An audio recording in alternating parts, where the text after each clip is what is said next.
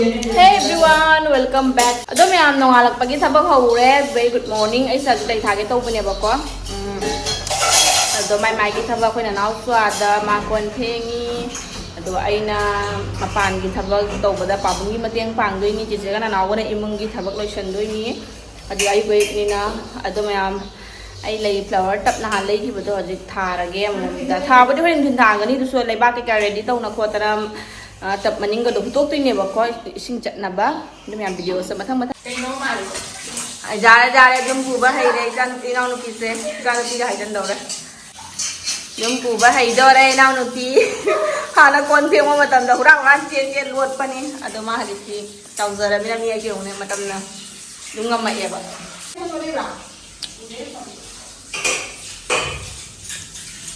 nhưng mà sẽ là xí mà pan đã Bek mayam se jeng se lotion do ni loina am bo lotion tri sina achai bagi sin hai do hai lotion lo ga phazan sur char ke ba sina chai bagi sin ga suni ma to ise phazan chai po che am bo porak tre ba ne akoi ha nei purana jum du ga lai ba ado lo ru ni oren sanda da mun din dong mi chatana aduni sigana khoi gi farming kai do mini garden ni sai siga hoi wa hai pabuna lapoi gumba thai bane khoi jubi pambi maning da sum lam samarang kai bani na jubi pambi ko lapoi gumba loina siga thare chu chu da ju mamang dana lei gumba dum tha doi ni se chai re barum jin se loina chai to binu chawba ka pakani se chai di rum jin jam bolution re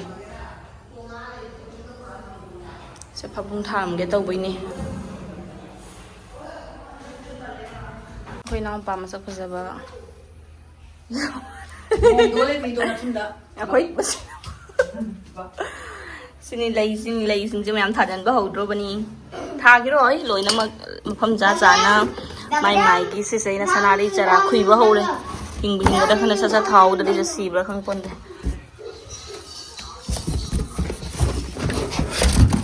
tha ra je se ready tau tham ma ge se loi dre bane asi se kana taw doini si su mangon se lotion dri kana di din pha bangai bade sa sa taw san bagi se mangon se khoi na ho dre ba ko imung gi loina lotion le hu mangon se mu taw doini thabak se myam jamina si myam hoi di sai ai ka chamada pro pane ba tum no wala paisa se o taw gi lấy bây giờ nó thong ăn mình nó lấy anh ạ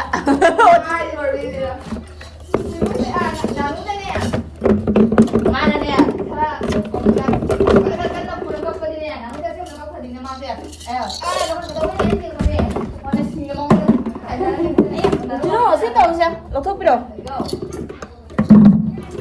nó xếp bánh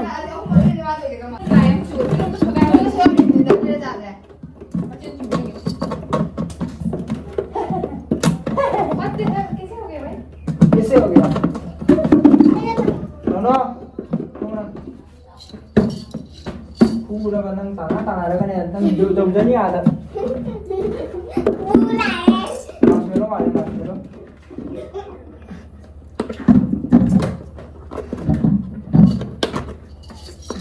मारो तो ai là người cái mai hết đi rồi Mama ipon tare, mama ipon tare. Ya, mi cha sin jam jien le toi xiong. Ja dre thabak to ba pi dre ba amanong mun to ba toi xiong ai ipon se isa ni sin jet pa dai. O jem da pusan go ni je. Ako ni ai là cái mai hết đi rồi.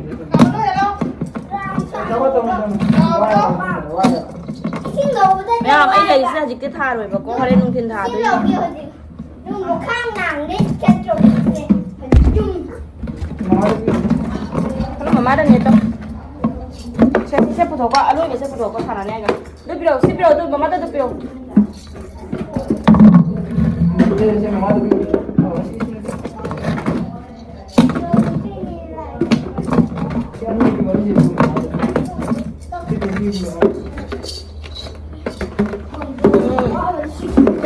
Saya boleh, mami tapi kok.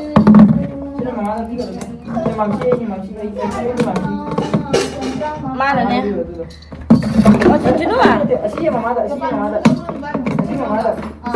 Sida mam sida ne tau lo mam sida itu mamada piro Así mamada, así mamada.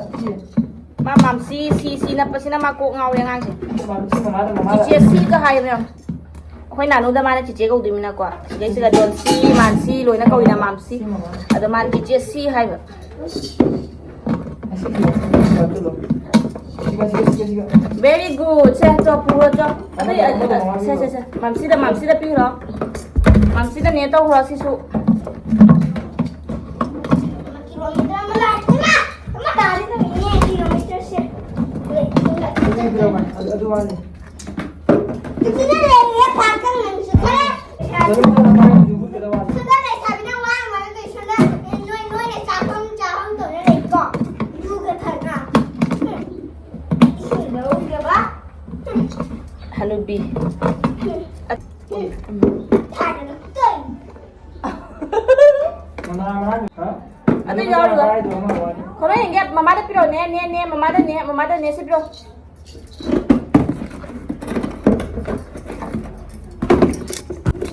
ini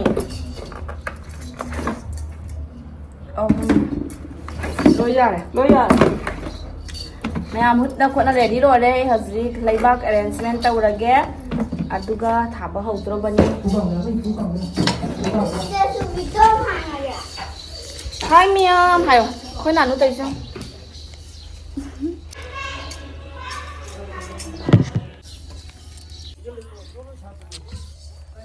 se mayam tapoina dum dagi holai e ajik se khaga tauna phajana thadro bani kai pa mino ma se lebu ra pa la bane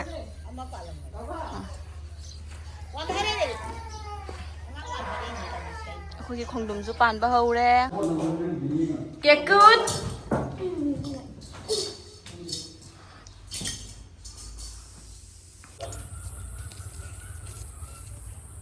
lấy bán bao hầu đây khơi bà bún đi bà bún nó thả ra với này nè bán bao hầu đây không ăn sẽ lỗi này nó pugi nó sao lắm pugi nó sao lắm nó xí bani chim nào quay chắc khai giang lầu ném chắc câu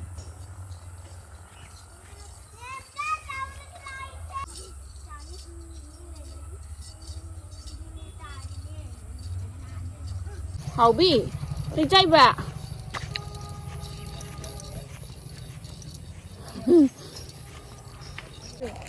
cháu vẫn tay xương cha đi mà cha vào đây bây giờ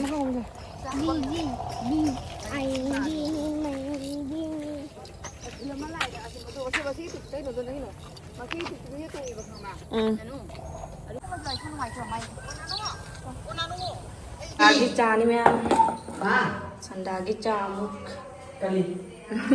Blok.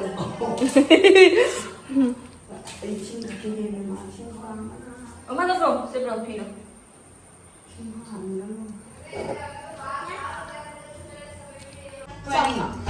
Mẹ sandagi cha.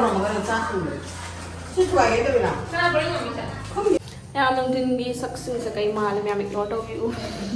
Makeup less makeup zero. Mama papa ngồi po chay lâu bạch khi bữa nè po chay lâu bạch khi ở đó ai hồi dựng ngồi chơi khi ngày xưa ai sinh đô khổ tông na si sinh chơi sinh đuôi nè bác mam zoom mẹ sinh đã ta rồi đó thabung phan nung asi để thà ní đó mẹ có nóng phát triển rồi nè sini ga yung mango ngoài đây na khuất na sip paloi bagi phim lại nó tham mà tầm mục dầu đấy thiêng nghe bảo con mama bà bông lạc thì mới lạc bằng cái bỏ đàn nông đa cái mẹ cái em khăn thì sẽ sinh ra dịch lấy khăn chân đôi nhưng sẽ là ta số hay khăn chân là nhưng sẽ đi làm hoàn đấy bảo con đôi nên mẹ zoom shifting thuộc bagi awa basi na makhalam ni cái awa nung ai cái gì nữa nung nung ai ba wa suwa ba ya cái chơi mà này bị sinh mà mấy friends coi đây ý từ cái gì sandagi đẹp đi mặt thăng nâng ba rồi không bà? Khi sẽ làm ra cái kiểu anh em